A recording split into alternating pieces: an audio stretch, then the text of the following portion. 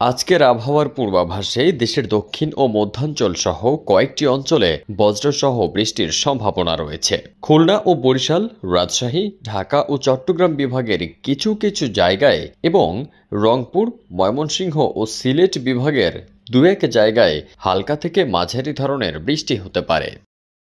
এলএমই certified বিশ্বসেরা কপারে তৈরি Walton cables, যা আপনার স্থাপনাকে রাখবে সব সময় নিরাপদ।